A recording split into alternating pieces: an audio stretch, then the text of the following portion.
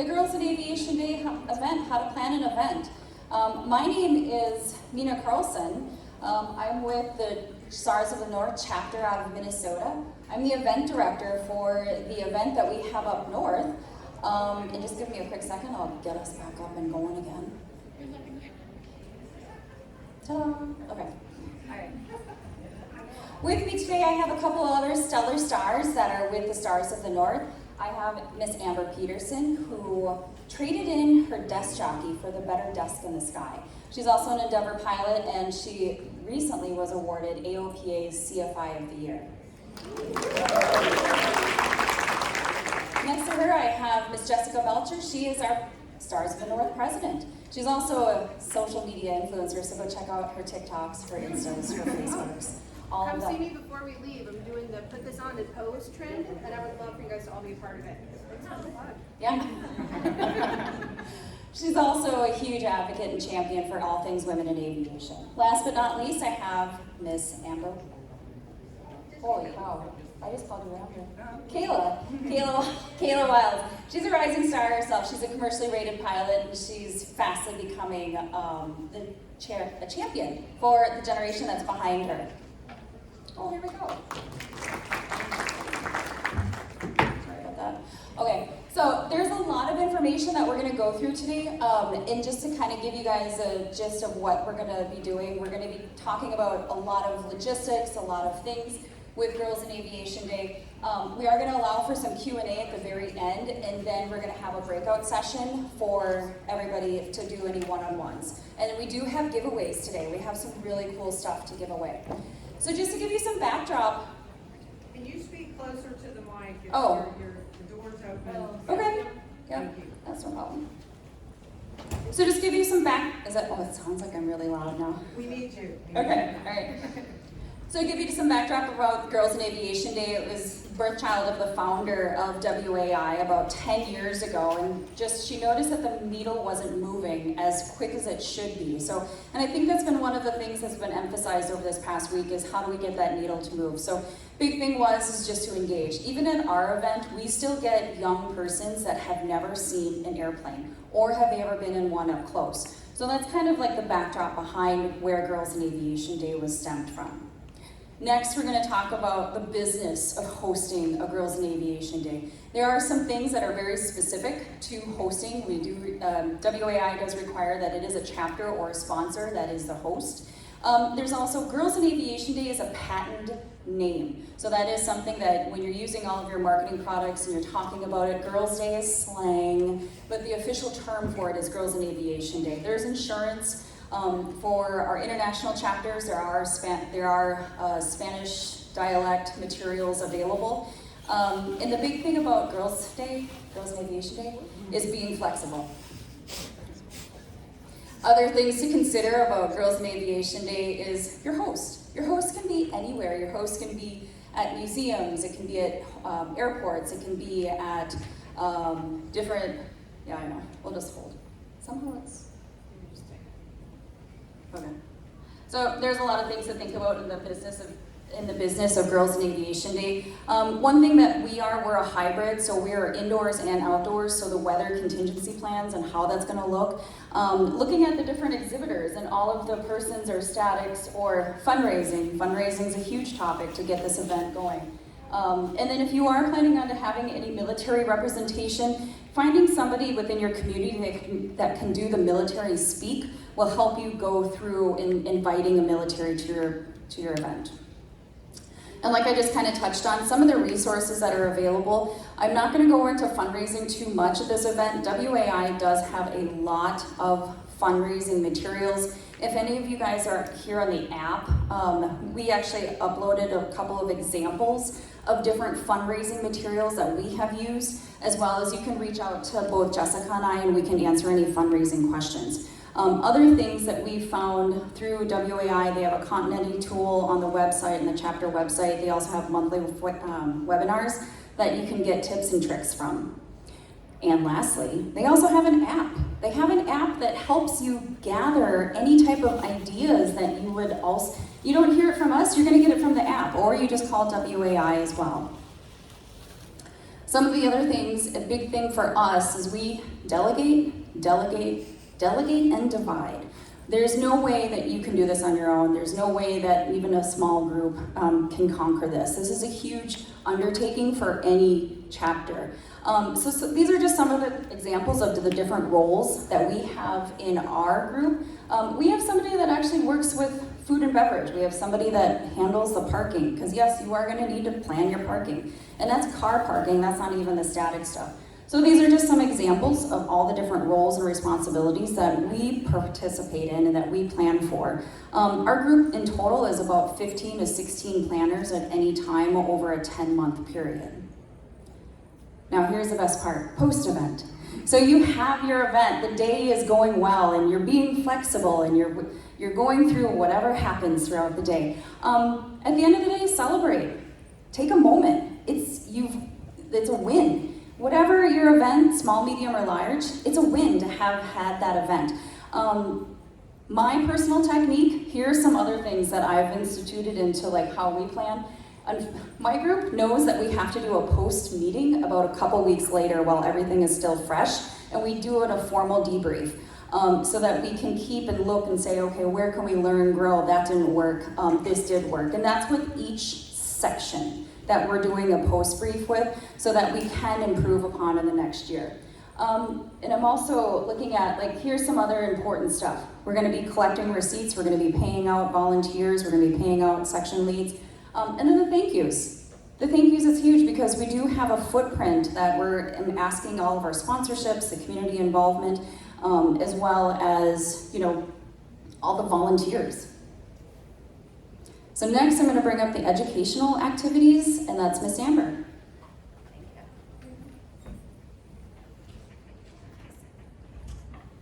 Can everybody hear me okay? Okay, great. So as Mina mentioned, I run Divide and Conquer, right? And don't reinvent the wheel. That's one of the biggest themes throughout my presentation, right? Because this is a lot of work. So I actually have a counterpart as well. We split up the educational activities. Each year we do 12 to 14 activities. We've been doing it for the last 6 years. Our event is 10 years old, and kind of we've grown through the years with that. So we've got a taxi activity. This past year we did a taxi activity. We did a Bernoulli rocket activity. We did a marshalling dance. We did hot air balloons. We did a quality inspection activity. We did a sectional search and find. We did a helicopter drop, marketing. We did a spinny chair that we borrowed from the FAA, so the Barony astronaut chair. We did another rocket activity. We've got 2 of them, lock wire jewelry as well. Oh, and riveting, which we borrowed from EAA and kind of, we think we improved on it just a titch, made it more friendly to the younger folks. So as I mentioned, when we got this, when we took this role on 6 years ago, we pretty much started from scratch as to what do we want to do. The biggest thing I can say is it's quality, not quantity. If you do one activity that's going to inspire the girls to become aviators or careers or a hobby later, you've started to turn that needle, to move that needle. If you do 8 yawn activities, it's not going to really achieve our mission, okay? Don't reinvent the wheel, which I've mentioned. I put some of our most popular activities here. We can show and tell later. They're also on the drive. Google STEM activities, talk to people, sprinkle in new activities and reuse them is okay. A lot of people aren't reusers, and a lot of the 8-year-olds are totally cool doing a lock wire jewelry again, right? Because it's been a year since last time they've done it, so just keep that energy going. Works well for us. You're gonna wanna do something that's hands-on, okay, engaging. This is not a teaching thing, they do that at school all day. So we'll do like matching activities or coloring even, or building something, assembling something, make it exciting. Like we use that Bernoulli cannon at the end, and then we have a big trash can as well, and you like pop them with air, with smoke air, and you're like, whoa, what's that? Oh, it's Bernoulli. They think Bernoulli's the funnest thing ever, and you're like, great, mission accomplished, right? So it's inspiring and getting them excited about aviation. Don't be scared to try new things. We definitely have made some oopses, some not popular activities. That's okay, that's part of the learning curve, right? And like we introduced like a marshalling dance this year. We've got some improvements for next year. It was too long, you know, maybe a little too complicated for our age group. So just learn every year and don't be scared to make mistakes. On this slide, just as an example of an improvement, top one is our Barony spinny chair. Kind of a yawn activity first year, not gonna lie.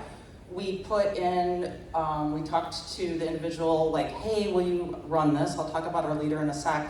He's like, well, after they spin, instead of like looking at a match, why don't we have them shoot a Nerf gun at it? And then it became like a line activity because it's fun. Oh, why are we shooting a Nerf gun? So just think outside the box a titch. And then we've got an example of like it's a quality inspection, so a fill-in and active activity. And then our big Bernoulli cannon is down at the bottom. We've got the big one over there that you can see.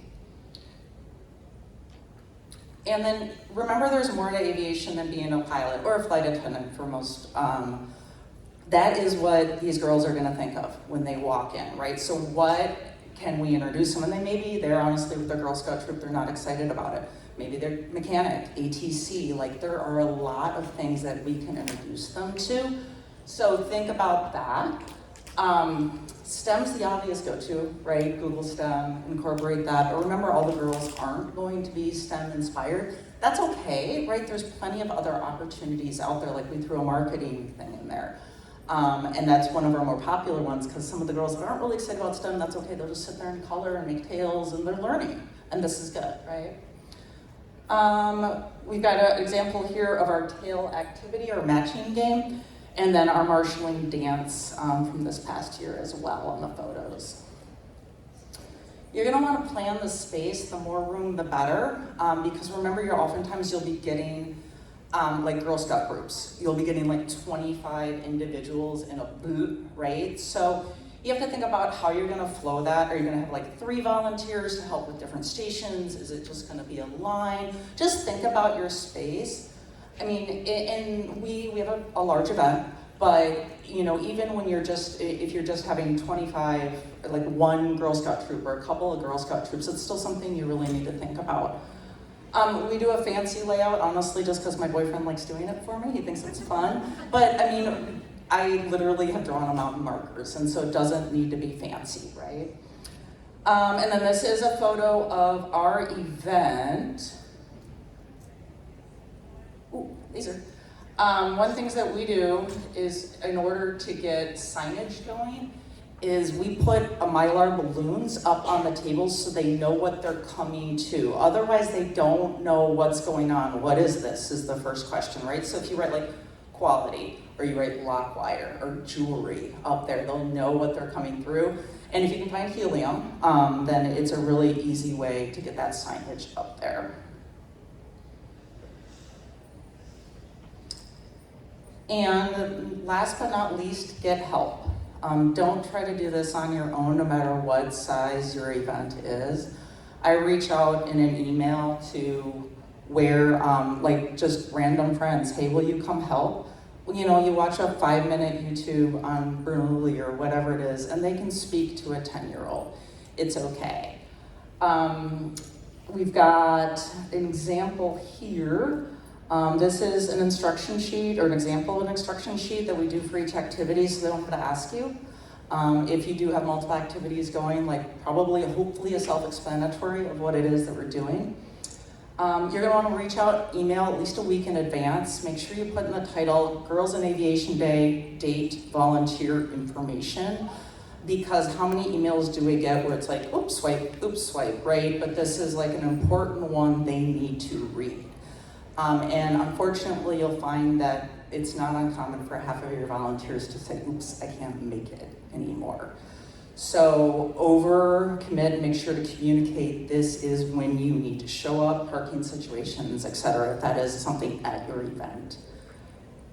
What we did as we grew, as me and my counterpart, we were running around like chickens with our head cut off when the volunteers showed up 15 minutes before the event, trying to train everybody how to do it, doing our best to be self-explanatory. So what was successful for us as we grew, and as an idea for you, or if you have multiple activities, is we created something called an education leader. So we've got somebody that we know that we meet with, say, a week ahead of time, and we show them the activity there. Oftentimes we get great feedback. That's actually how the Nerf gun came up. It's like, why don't we do a Nerf gun? Great, I'll run to Walmart and get a Nerf gun. And then day of event, then they train the volunteers. So you're not running around like a chicken with your head cut off when your volunteers do show up. I also highly recommend getting feedback from your volunteers day of. Hey, what went well? What can we do differently? I mean, little things you don't think about, like on the lock wire, when you snip lock wire, you get like the little metal end pieces. I didn't give them a trash can for those. Like, noted, okay, next year, trash can, good idea. And so those things that you'll forget, we've tried via email, not a ton of feedback, but it were like right there is like, oh, hey, I need a whatever. Great, just put it on your phone. And then you're gonna wanna get people to help you set up. This is like my list of what the feedback was to change next year. And a team of what we do for a riveting activity, which is one of our more popular activities. Plan and budget then for next year. Write it down, you will forget in a week. So write down what went well, what you're gonna change, anything you need to buy. If your budget allows, I recommend rebuying then, because you know what it is and you don't have to rethink about it. And if Amazon then changes whatever you bought, you at least have it for next year and hopefully don't need to deal with it again. I do have a lot of show and tell over here. Happy to talk to anybody afterwards, happy to answer any questions. Again, don't reinvent the wheel. We've got a QR code with the educational activities in Google Drive. Feel free to check those out and reach out to me anytime, happy to help. And now we have Miss Jessica. Oh, just kidding, Kayla.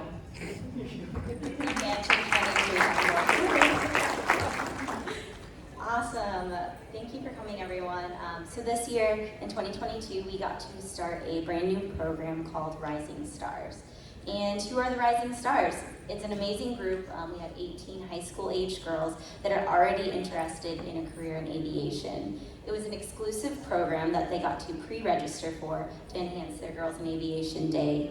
And what did we want to accomplish with this program that we had introduced? We wanted to be able to kickstart their careers in aviation by building connections and making sure they had a smoother pathway to their career in aviation. So this is a quick outline of what their day looked like. I'll talk through each of those a little bit more. But basically, day of, they got to come before the day started. And so they were seeing all those airplanes come in, and I had it set up really cute. They had their name tag, they had their exclusive Rising Stars t-shirt waiting for them. They also had the swag bag. We decked it out with, of course, everything that Women in Aviation gave to us, but we also bought them special airplane necklaces and bracelets that hopefully they would be able to wear throughout their days. And then we also had a pink folder, and in that folder we included information about their itinerary for the day, as well as contact information for all the volunteers or mentors that they might have encountered for that day, so they'd be able to reach out to them again. We also included a how-to scholarships college application, as well as how to find a mentor. I'm going to include a link to all of these files in Ambyr's education QR code, so you guys can have access to that. So next they jumped into Airplanes 101, and we had a Cirrus rep, Taylor Anderson, come and talk to them about Airplanes 101, principles of flight, flight controls. She was able to compare and contrast with her SR-22 to all the other aircraft that were parked around. The girls absolutely loved it. They engaged with her, they asked questions, and then to top it off, they got to sit in the airplane, manipulate the controls, and a lot of them highlighted that as one of their favorite parts of their day. Next, we did a STEM activity. So we took this from EAA. Again, we didn't want to reinvent the wheel. We wanted to make it a little bit more challenging for the girls. So essentially, we briefed them on what a prop was and basic aerodynamics, and then we had them create a prop out of water bottles, and we measured the lift that it created, and they made it a competition. They were able to modify their designs, and then afterwards we discuss what worked, what didn't work. They seemed to like it. It was a little bit of sitting, so we might do something a little bit more interactive next year. Next, we jumped into the crooked path, which Jessica will talk about in a little bit, but we had them sit front row. They absolutely loved hearing about all the different career paths. A lot of them were, all of them were interested in becoming a pilot, but it was very enlightening to them to see that there were other options in aviation as well. After that, we participated in the group photo. We had them front and center. We had them with different t-shirts, and since this was the first year, a lot of people are like, oh, who are they? What are they doing? So we're hoping that next year we'll have an even bigger turnout. We wanted to make them feel a part of something big and feel that they were special for that day. So what are the logistics prior to the Rising Stars program? So you want to make sure that you have a link to sign up for the program, but have it separate. And we did end up charging a fee for it just to break even. And so you want to make sure you can collect that fee, as well as list t-shirt size, allergies, and emergency contacts. Marketing it early, market it alongside Girls in Aviation Day, reach out to high schools, reach out to those career counselors in the high schools. Discovery flight donations, so we actually were able to give away 3 Discovery flights to the girls, and it was a really big selling point with the flight schools when we were talking to them, because a lot of these girls are reaching the age where they're going to start their training, and so they saw it as a potential, and it was a really great selling point for the donations. Swag bags, so just I spent like an hour stuffing bags to get volunteers the day before to help you with that. Special t-shirts, over order. So leading up to the event, we only had 8 girls signed up, and then the week of, we had 10. So luckily I had ordered to capacity. Ordering food, guest speakers, like there's our Sears rep. STEM activity planning goes hand in hand with your volunteers. So most of the time the volunteers were just there as a mentor and to hang out with the girls, but the volunteer ratio really stemmed around helping out with the STEM activity that we chose. Feedback from the Rising Stars. So what are we going to change for the future? This was our first year, so we want to make sure that our STEM activity is more interactive and less sitting. We want to have another rep come and talk to the girls. The girls wanted to see more airplanes and be more involved with that, so we are toying with the idea of having a private tour of the CRJ that we get to come in, or maybe a helicopter. Meet and greet with the panel. So the girls absolutely loved the panel, and one of the panelists came over and talked to the girls, and they just ate that up. They absolutely loved it. They're like, oh, celebrities talking to us. So we're going to facilitate that next year and have that part of the program.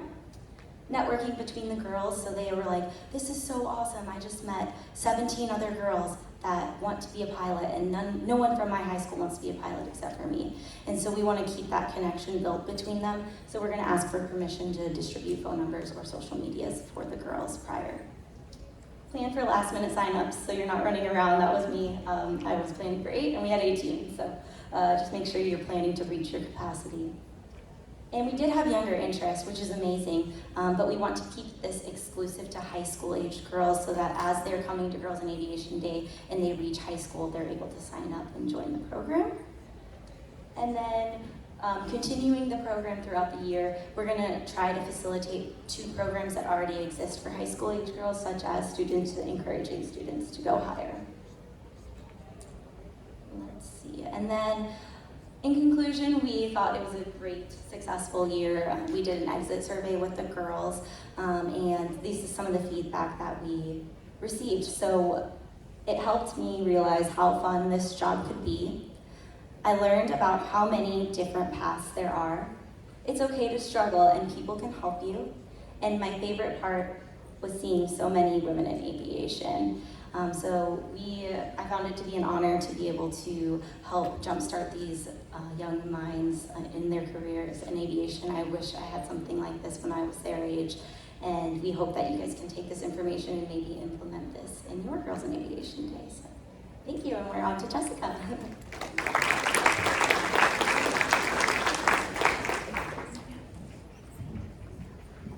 Thanks, Kayla. I don't know if you guys picked up on the name, the Rising Stars, and where that comes from. Our chapter is Stars of the North, and these are our teens that are coming into their careers in aviation. So we're all about cheeky names, making it fun, making it exciting, and letting people know kind of what we're doing ahead of time so they know what to expect. So I get to talk now about the Crooked Path, which is another fun name, right? What is that? For the Crooked Path is what we called our speaker panel for our 2022 event. With your Girls in Aviation Day, you might choose to do a keynote speaker, you might choose to do a panel, you might choose to do neither of those. It's just a nice way to involve your community and have the opportunity for those professionals within your networks or someone that you bring in from the outside to talk about their career and the things that they've done, whether it's their interest as a child that brought them into their career, which is my story, or if it's someone who just has a really cool professional story that they want to talk about. And so it gives them the opportunity to take that platform and say, here's what I did, what interests me, and how you could maybe do that for yourself or take bits and pieces of my story and make that your own. So we called it Crooked Path for 2022. I got to be one of the speakers on the panel, and it was moderated by our friend Jen, who is doing her indoctrination training with her first airline job. So she's not here physically, but she's here in spirit. So thanks, Jen, for being here with us today. She was a fantastic moderator for our panel.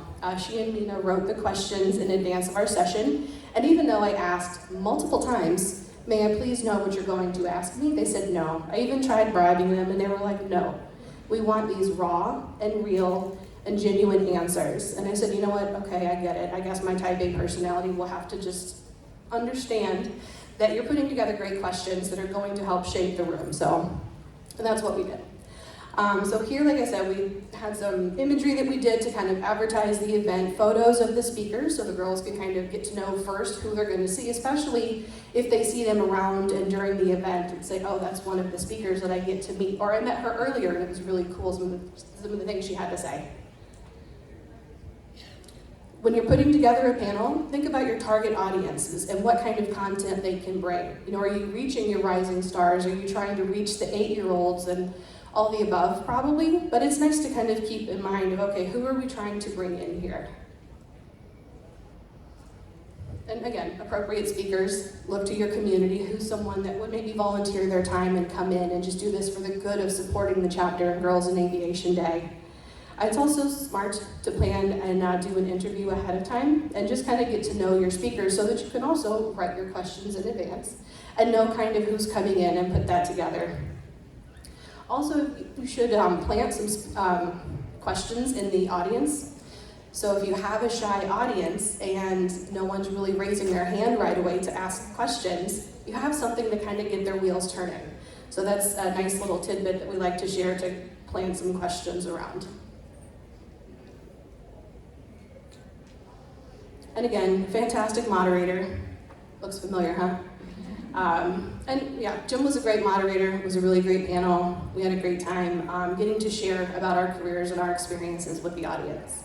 Some of the logistics and things to keep in mind. Where's your space going to be? Do you need audio-visual support? Do you need chairs? Do you have a stage? What's it going to look like? What's in my budget? You know, kind of keep in mind, how do I put this together so it's a great experience? This is my favorite part, the multimedia, promotions, advertising, marketing of your Girls in Aviation Day event. Thank you, Jen. So with this, we're going to kind of talk about the who, what, when, where, why, and how of your event and the details that you're going to want to share to make people come to your event. You know, it's a Saturday afternoon, the event's in September, the weather's usually gorgeous. What's going to make someone want to come to your event? So keep these things in mind as you're putting together your Girls in Aviation Day. I like to start thinking about this of who is my audience. And with this, I think of it as having 4 different groups. You have your attendees, which could be the students, the troops, the families, the school groups that are coming in. You also have your volunteers, the people that Ambyr and Mina mentioned that are coming in to help you execute your event. So that's kind of a different group, but those are students, adults, and you're messaging them saying, this is why you should volunteer your day to help execute these activities. You also have your exhibitors and static display group to think of and say, well, why would this company want to come in? So you're kind of selling your event to different groups, often with the same messaging, but maybe tweaked a little bit. The 4th group that I'd like to mention, it's a very important one, are your sponsor donors. Girls in Aviation Day is traditionally a free event, but as you know, you can't put that on with no money. You need support, you need donations, you need financial help. So you also have that audience to consider. And again, a lot of this messaging can be exactly the same, but not always. You're going to want to send your case for support to your sponsors, not necessarily to bring your 8 to 17-year-old children to Girls in Aviation Day. I'm going to go over a few different tools, so I just have them listed here of some of the things to run through to have in your toolkit, so to speak, when you're putting together your Girls in Aviation Day event. These also apply to any event, so I like to keep these kind of in the old back pocket to put together an event to talk about what we're doing.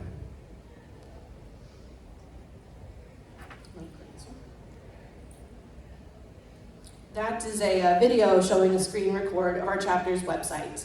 We use Squarespace to put together our chapter website, and that's where we host our membership renewals, regular chapter events, volunteer opportunities as well. But we also put together a separate Girls in Aviation Day page, and that holds frequently asked questions, registration links, sponsor logos. You cannot thank your sponsor donors enough, so those are going to be on the website as well.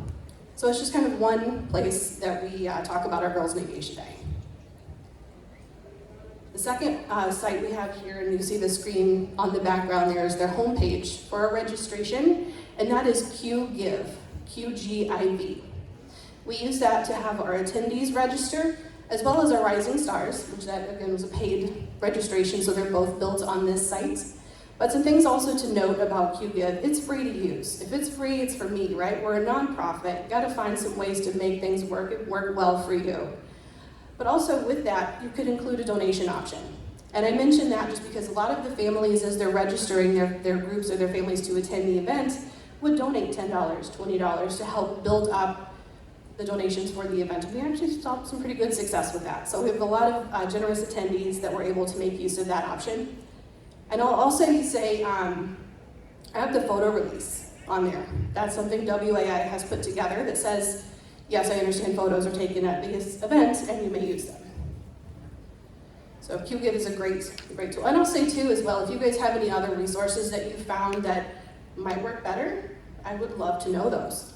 We're just kind of sharing the things that we found that have worked well.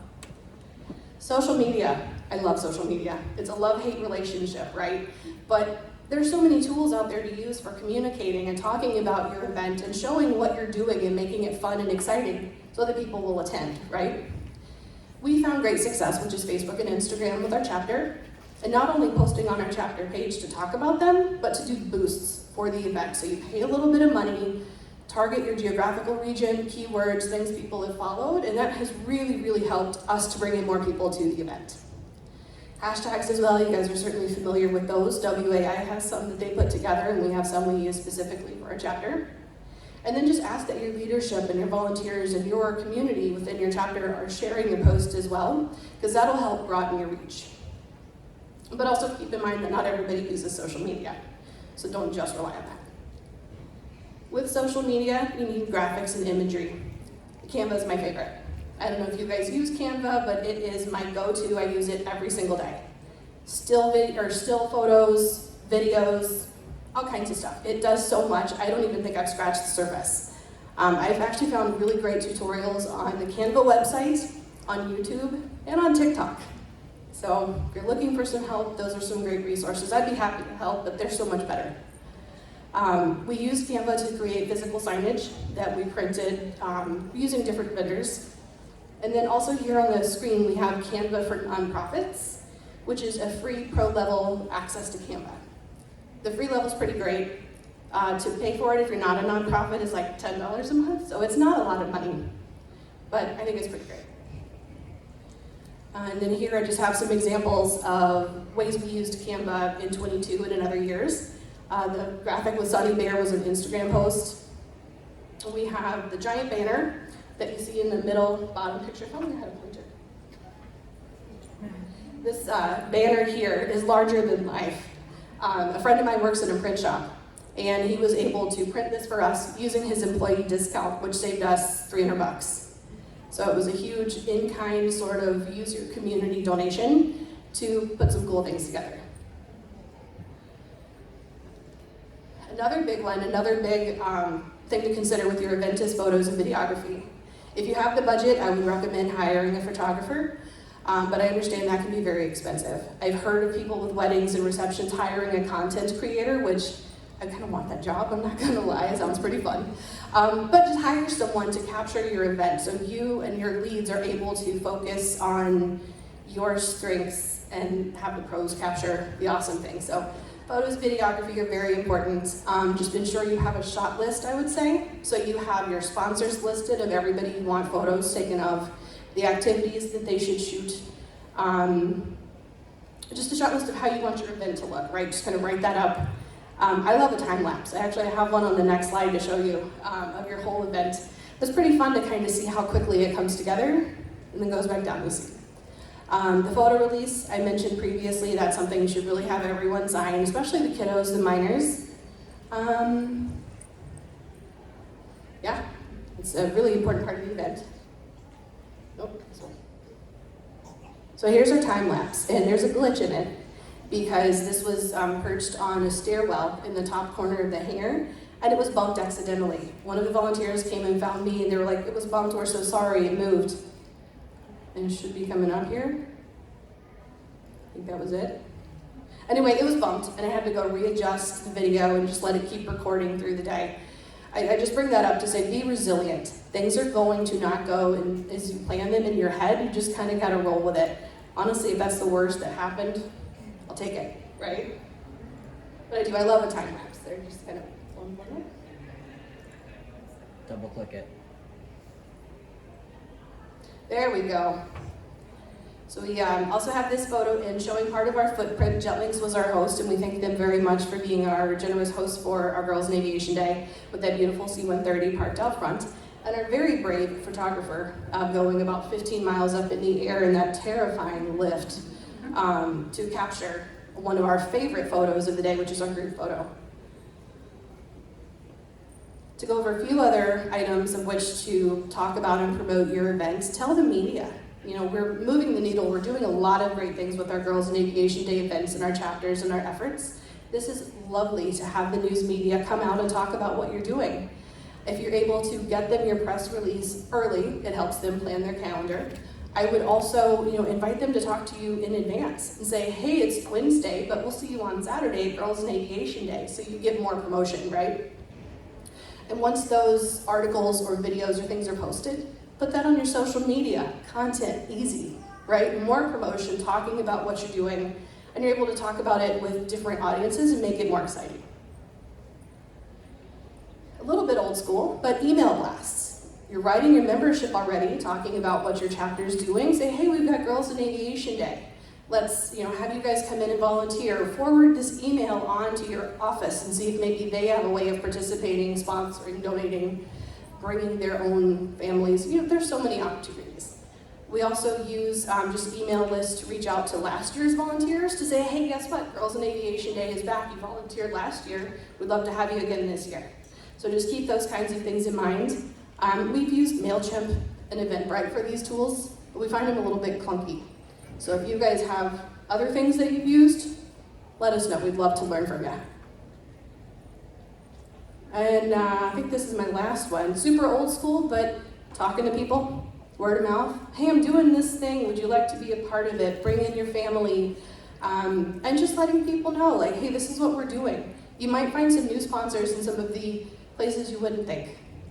So there's some tips and tricks that we have for marketing and promoting your Girls in Aviation Day. Thank you.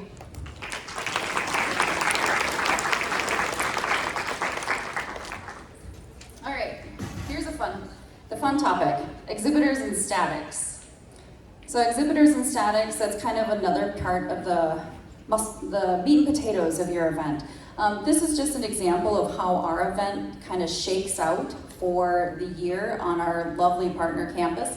And you can just see that there's a lot of things going on. So we have a huge campus that we kind of just take full advantage of. We take full advantage of the southern part of our this airport that is our host. We've got different types of statics that you can see, and I'll get more into it in a second. But we got a great homegrown airline right here down in Endeavor Air. They're able to, and their ops needs, support us. And you can see this huge line of people that's coming out. The military package that comes together is impressive. So I'll get more into that here in a second. But that's just an example of how this stuff comes together, which leads me into who are your exhibitors? Who are your statics that you could possibly talk to? The list is endless. The DNR, the state patrols, the air ambulance, the homegrown airlines. Any of these different types, maintainers, all the FBOs, the flight schools, I mean, the list is endless. And don't just stop, my girlfriend is an optometrist, but guess what? She does all of my vision stuff. So my vision stuff is very important, so she comes to the Girls in Aviation Day stuff. There's a flight doc that is one of our key supporters. He's with us every single year as well. So there's a lot of opportunity in your community on who can be an exhibitor and who can be a static. Here's some tips and tricks, 6 months out. What are you thinking of, okay? So how are you keeping track of your data? We're old school, we do Excel spreadsheets, and we have Excel spreadsheets on a Google Drive, and it's all linkable for all of us to get access to, so we can put a lot of data into this Google Drive so that we can reach out to those exhibitors every single year and ask them like, hey, you know, save the date as well as we're inviting you back. Some of the considerations, we're a hybrid location, the weather. We're always looking. We actually partner with NOAA, and NOAA gives us specific weather forecasts starting a week out. So that's how important this is to us. Some other things too. Do you have folks that need any electrical? Are they going to be doing a presentation? Do they need power? Do they need internet? Do they need tables for demonstrations? What does the exhibitor need? Other things to think about the day of. Who's your point of contact the day of? So they're obviously not in the office, they're there with you. How are you gonna get a hold of them if you need to? Other things when we talk about the statics here in a second, but is parking. It's also the volunteer parking, it's also the exhibitor parking. Parking, I cannot understate enough. It is a massive undertaking for that volunteer lead.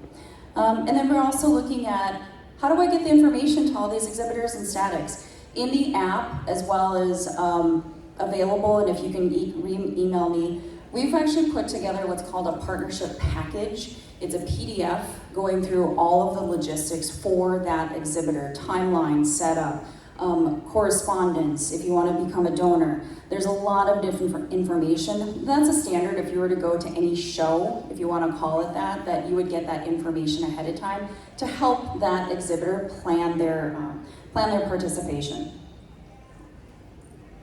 Next, we're getting close, right? So your event is coming up. And if you're the exhibitor / static person, you're looking at like, okay, what's on my checklist? What do I need to be doing? We're sending out emails, kind of reminders saying, hey, are you still available to join us here in a month?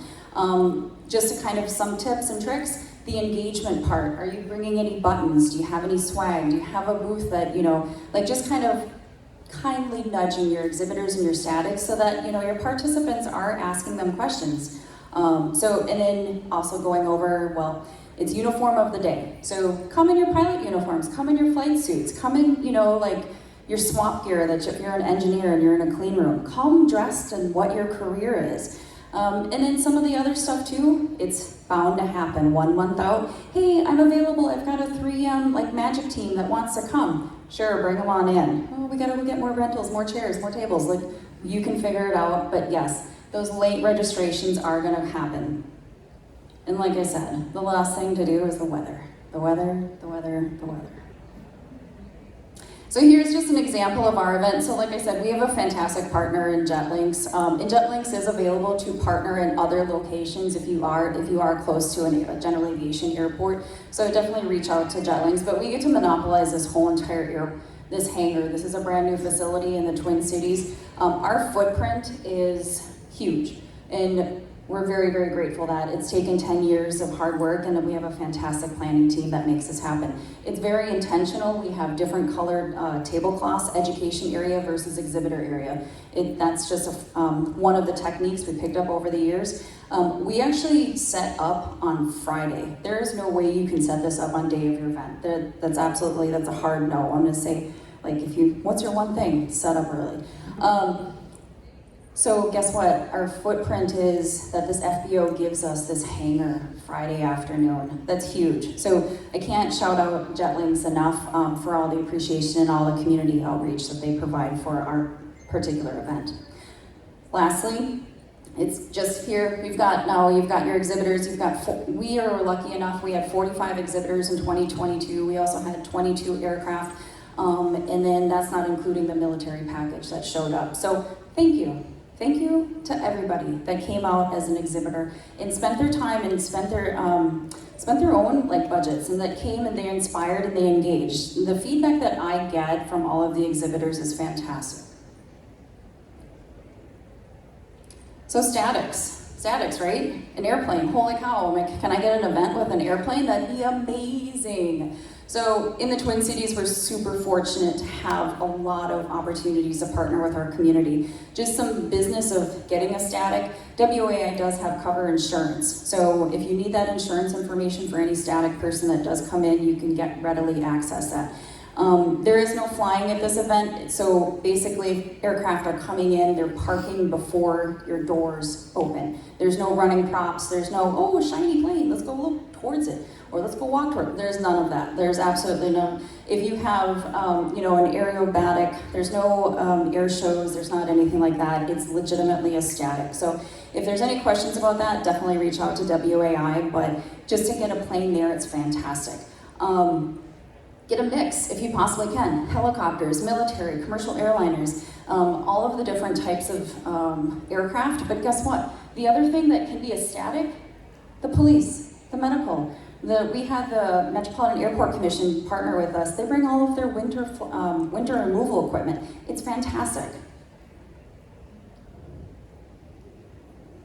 So here's an example of one of the planes that we're able to bring in every single year. She built this plane, and then obviously we put in some informational postage around her plane, and she opens her cockpit, and kids are able to, the adult kids too, they're able to get in and out of the cockpit and just kind of feel what an aerobatic plane looks like and feels like.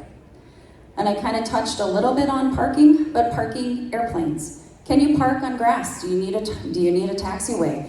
Do you need power? Do you need, there's so many different considerations on parking a plane. So one of our tips and tricks is we grab the end number, we figure out the dimensions, and it helps us plan our parking for the day. We also partner with another FBO that does provide line service for us. And so their line service folks are the ones that are actually parking and setting up any power requirements. And this is our partner, Endeavor Airlines, coming to our event. So this is a huge hit at our event. We are a Midwestern area, so we have plows. We have a program in Minnesota called Paint a Plow. This is huge, this is super fun. I would highly encourage all of those that are able. This is stuff that does wear off. So if your airport operations is like, oh, you can't do that. Yeah, you can. It'll wear off. It's water-based. It'll paint, it'll dry out, wash off. We also have a lot of these folks too. The mascots come. We've got mascots from all the different partners that have a mascot that come to our event. It's kind of fun. And like I said, there's a lot of considerations. This is a good friend of mine. She actually was the captain that flew this plane in on the day. This is a crowd drawer. People have still that come to our event, even though we're 10 years in the making, that have never seen or been in a plane still. So it's just that first initial exposure is huge. Not last, but where do we find a static? Statics are all around you. You can go to a general aviation airport. You can go to the terminal. You can go to an airport manager. You can call your state patrol, your state DNRs. You can call what's known as a Part 135, a Part 91 operator. You can call all of those different folks because you can just ask. They can say no, but you can ask. We ask a lot of people every single year to participate as a static. And like I said, this year we got 22 different statics that were able to come and join us. And like I said, this was just some of the tips and tricks, like figuring out the end number, figuring out like the logistics of what size the aircraft is, the day of considerations. Our person that actually runs our static, she does an airplane scavenger hunt with door prizes. And she puts all the signage up by the planes, and it kind of entices the participants to ask questions because they're trying to fill out that scavenger hunt to get to the prize. So it's a lot of fun stuff that, we kind of devised to make sure, we want the participants that do come to ask questions. They want them to engage. That's how they're going to learn. So next I'm going to kind of touch quickly on small, medium, and college events because those are real too, right? And you're going to make an impact on whatever size your event is. The big thing for colleges is kind of feel out with your student union or your student council or your student, I forget what they're called, I think it's student union at colleges that you can go to, and you can get either like, how do we do this? Can you get other STEM student organizations invited? Can you partner with them? Because that is one of the things that you can do if you're like, wow, this is really cool, I don't think we could ever do that. Well, then partner with a different organization, an EAA chapter in your area. You can partner with a fly-in, a pancake fly-in. You can partner with the 99s. You can partner with all of those different types of organizations to create a Girls in Aviation Day. So it doesn't just necessarily have to be like, well, we're a small chapter and I want to hopefully get only, yes, do it. Call your FBO, call your, your flight ops departments, have them partner with you. It's absolutely feasible to do that. And that's kind of one of, there's Seaplane Pilot Association. Every single state has a pilot association. Minnesota, we call ours the Greater Minnesota Pilot Association. They are vastly invested in partnering with us in promoting our event when they're all around the state. The Department of Transportation for Minnesota State is also a partner, so they promote our state. The Department of Education is a partner with us. They promote our event throughout the entire state to all of the middle school through high schoolers, and they push out all of our event information. So all of those are feasible partners for you to get the word out about your event, as well as figure out like, well, okay, how can I host it? How can I fund it, etc. And here we go. This is our contact information. All of us are available for any questions, any type of, like, how do I do this? And I will tell you that we are good at responding. Throughout the year, I do actually field a lot of different questions on how, like, hey, I have a question on fundraising, or I have this response from the, from an airline, and, like, help them. I'm more than welcome to help, like, any person's work through some of the logistics. And then with that, hold on. This is that famous group shot. So in 2022, just to kind of highlight, what our particular event looks like, we had over 1,900 registered participants. So our goal was 2,000, so we were right there. So like I said, 45 exhibitors, 22 aircraft. We had an army of volunteers. We had close to 250 volunteers the day of. So in a budget amount that kind of, it's a show budget. It's a show budget, and I'll leave it at that. So, but our group was able to raise over $40,000 to cover this event. So there's grants out there. There's a way to fundraise for this event. So the next part of this is, I know it's like, we're doing good on time. I do have a quick recap video for you as well, and then we're going to break it out, and then we'll do some Q&A here for a few minutes, and then we're going to do one-on-ones. And I got some giveaways. Everybody loves free stuff, right? So what we have up here is just some of the examples of the swag that we put together at our chapter tent. And oh, by the way, have a chapter booth. Hello, membership, like everything, women in aviation. That's where the bingo cards, we run bingo at our event. So, because bingo, guess what? You gotta go talk to people. So if they wanna come and get their door prize, they gotta bring their bingo cards to our chapter tents. So I'll go with the video really quick. But yeah, we'll do the video, and then we've got Q&A, and then we've got one-on-ones.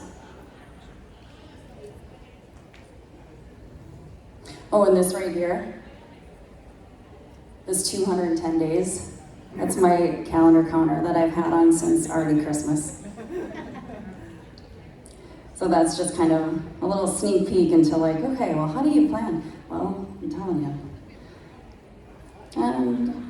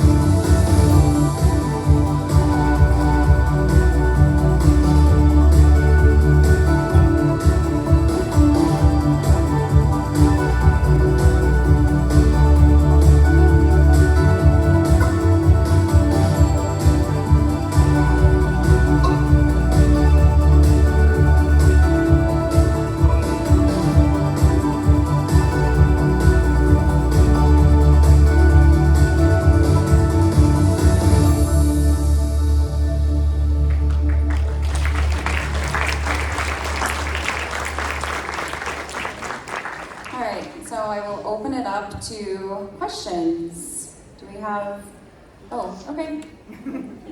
Sorry. Yeah, that's a problem. What do we got? So what kind of resources are available through Women in Aviation? Like, we're pretty new, and so I've heard there's like kits, and I've heard that there's marketing, and if you could just touch on that a little bit, so at least I know where to start to go look. Yeah, absolutely. So with WAI on the website itself, underneath the chapter site, they have a continuity binder. They have in that continuity binder, there are tons of topics that you can plug and pull from. As it is, you can reach out to Molly, and she's great as a resource. Jesse's a great resource just to kind of talk through those initial things. Throughout the year, they do a Facebook leadership seminar once a month. There are ones that are specific to Girls in Aviation Day. There's one specific to fundraising. And then I think those are the big things that are available on the app right now. If you are uploaded on the app, this particular seminar does have, I uploaded a bunch of PDFs that kind of go over the how-tos again and some of the resources that we've tapped into over the years. So does that help kind of at least guide and start, that should help and start the conversation. But yeah, the website itself and that continuity tool is huge. It has a lot of content in it. Yep, you ma'am. So, do you ever get any boys that attend, and if you do, how do you handle that? Absolutely. The event is open to anyone. So while it is called Girls in Aviation Day, right? So, but guess what? It's open to boys. So my stepson gets to come every single year. And we do have a large attendance of young boys that also do attend. So yeah, no, it's not like it is open for everybody.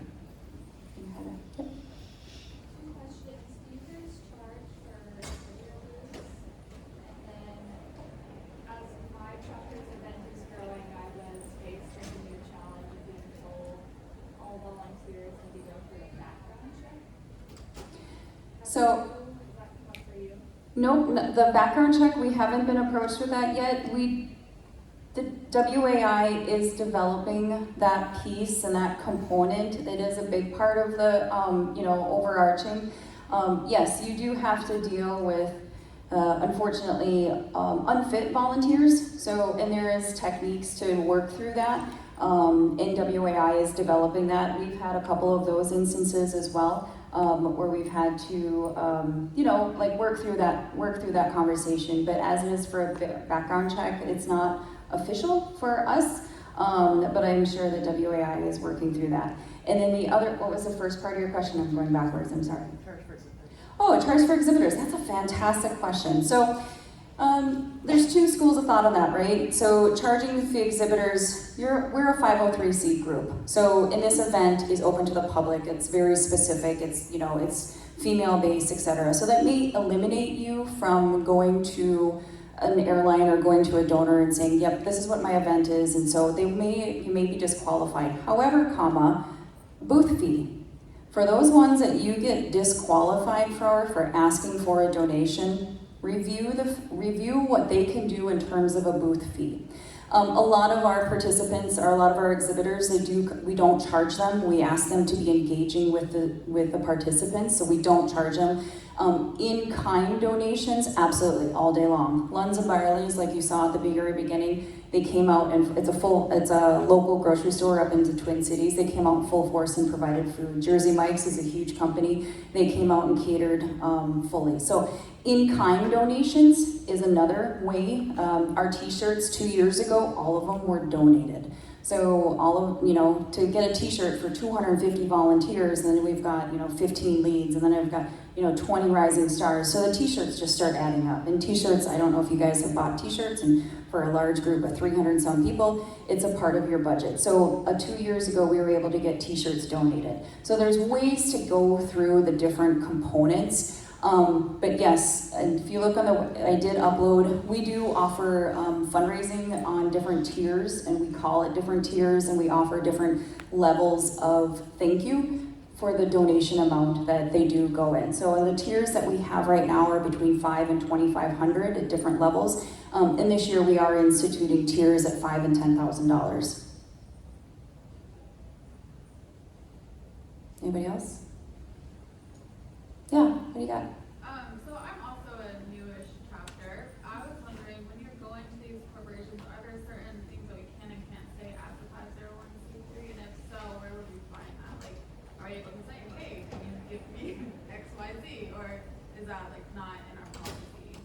So, messaging and your intent. So being a new chapter, are you looking for funds that are specific for Girls in Aviation Day? Or are you looking for funds that are for scholarships? Are you looking for funds to help create the chapter? Be specific in your ask, and the monies are appropriated towards that ask. Going to work for Girls in Aviation Day, all the monies that we raised last year, like I said, it was well over $40,000. The messaging it was for Girls in Aviation Day. We've got messaging that goes specific for the chapter and for all of the chapter events. So that's the big thing. That's the difference. When you're going to go ask for donations, what's the intent? Where is the money going to go? Yep. Hi. We have some confusion as far as allowing discovery flights. So we were told somewhere along the way that we couldn't tie ourselves to any kind of active flights. The best we could do was to provide scholarship funds, and then those scholarship funds would be applied to flights. So we would love to do some discovery flights ourselves for our chapter. We were under the impression that the WAI insurance would not allow that. That's correct. WA Insurance does not allow flying at your event. So you will not have a Young Eagles, you won't have a flight school come and do discovery flights at your event. Can you get a gift certificate from that flight school or have that EAA chapter at your event promoting their Young Eagles? Absolutely. But at your event, you are not allowed to have any flying activities. So yeah, no, that's the hard part. It's trial by fire, but yeah, but have the planes come in static all day long. Like that's the workaround. Is like, for instance, for our Rising Stars, we gave away 3 discovery flights, so that it was gift certificates. Then they went to the flight schools, and then they participated on that level. So there was that level of, where the insurance liability ends and stops. Like, we just got a donation. It's a donation, and we pass that donation on to a young person. Understood. Okay. Yep. Got it. Thank you. Yeah. Sorry, me again. Yeah. Do you have any tips or tricks about how to judge interest? Because I don't want to plan for 20 and have 200, or I don't want to plan for 200 and only have 20. And so, since we're just getting started, we've never done this. I can advertise the heck out of it and maybe shoot myself in the foot by being too decent. Registration. So what's your registration deadline then? Do you have a month out from the event? What's your... For exhibitors, we try to do a month out. Okay. So for exhibitors, the statics, we're literally sometimes the day of, because the weather's going to sway whether or not they can participate or not. Participants, for the Rising Stars, we cut it off a week ahead of time, and then for participants, you get walk-ups. You will get walk-ups. We had, and it's tough. It's really tough. So, because the event's in September, you can have open registration. Like, we have our person that works our registration. He's already creating all of our content for this fall. So registration for us, our goal is to have it open before school gets out this year. And then it'll get kind of plugged throughout the summer. It's great content. You will start to see your registration explode in August. If you want to put a cutoff out there, put it out there. Try it, experiment with it. If you want 2 weeks out, okay, I'm good. I got enough. I know what I'm doing. For us, we put it out there how many we want, and and we just drive towards it. Like I said, 2022, our goal was 2,000. That was our goal for 2022. Not knowing if we would get there because, again, it's going to be a beautiful day in September. Why are they going to spend a day at the airport, with a bunch of whirly birds and all this other fun stuff. So we put it out there that's our goal, and traditionally, we put out a goal and we come really close. So I think the goal in 2019 was, I think it was 12 or 1,300. We came in at 1,500. And in year 2, 3, 4, and 5, I think the goal was 200, 300. they were coming in at 5 and 900. So registration helps you see what you have coming in. Yeah. Just a comment on that, with us, we put 100 spaces open or 200 spaces open, Yep. and the cutoff of the date, that's what we did. And we had, this year, we were with MGM, and we were so thrilled, we had almost 300.